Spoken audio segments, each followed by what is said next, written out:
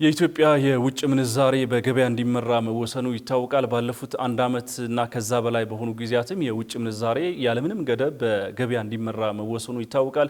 ይህ ለዘመናት ሲጠይቅ እንደነበረም የሚታወቅ ጉዳይ ነው። የኢትዮጵያ ብሔራዊ ባንክም በየሁለት ሳምንቱ የውጭ ምንዛሬ ለገበያ እያቀረበ ባንኮች እንዲጫረቱ እያደረገ ቆይቱም ይታወቃል።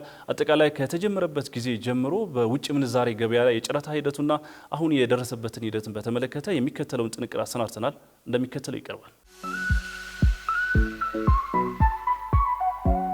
የኢትዮጵያ ኢኮኖሚ እንግዲህ በተረጋጋ ሁኔታ በተሻለ ቅልጥፍና መሄድ እንዲያስችል ከሚያደርጉ ጉዳዮች መካከል የውጭ ምንዛሪ አቅርቦት አንደኛው ነው።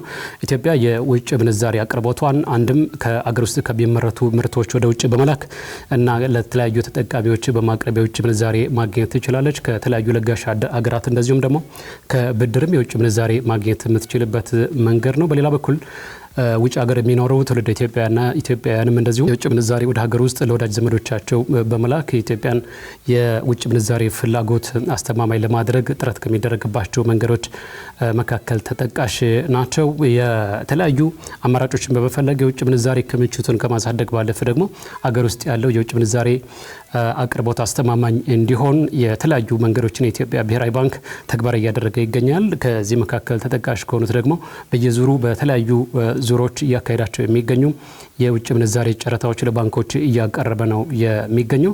ለአለፉት 21 ዙሮች ያክል ይህንን መረጃ እስካጠናቀርንበት ጊዜ ድረስ የኢትዮጵያ ብሔራዊ ባንክ ጨረታውን አካሂዶ ለባንኮች የተለያዩ መጠን ያላቸውን የውጭ ምንዛሬዎች ሲያቀርብ ቆይቷል ማለት ነው። እንግዲህ የውጭ ምንዛሬው በየዙሩ ሲቀርብ የነበረው ምን ያክል ነበረ? ባንኮችስ አንዱን የአሜሪካን ዶላር ለመግዛት ያሳዩት ፍላጎትና አንዱን የአሜሪካን ዶላር በምን ያክል ገንዘብ በኢትዮጵያ ብር ሲገበያዩ ቆዩ?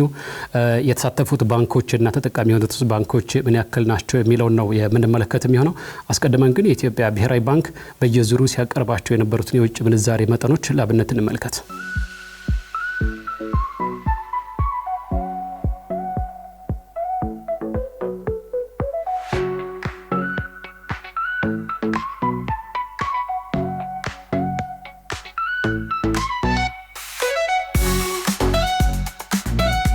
ለመሆኑ የኢትዮጵያ ባንኮች ከኢትዮጵያ ብሔራዊ ባንክ የሚቀርብላቸውን የውጭ ምንዛሬ አንዱን የአሜሪካን ዶላር በስንት የኢትዮጵያ ገንዘብ ነው እየገዙ የሚገኙት?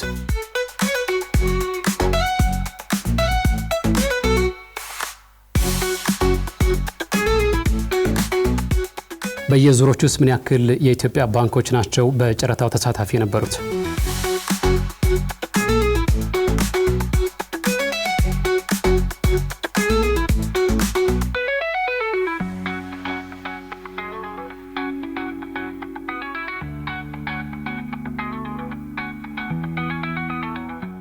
የኢትዮጵያ ብሔራዊ ባንክ በየሁለት ሳምንቱ አንዳንድ ጊዜ ደግሞ ከዛ ረዘም ላለ ጊዜ የቆየ የውጭ ምንዛሬ ጨረታውን እያካሄደ ነው የሚገኘው።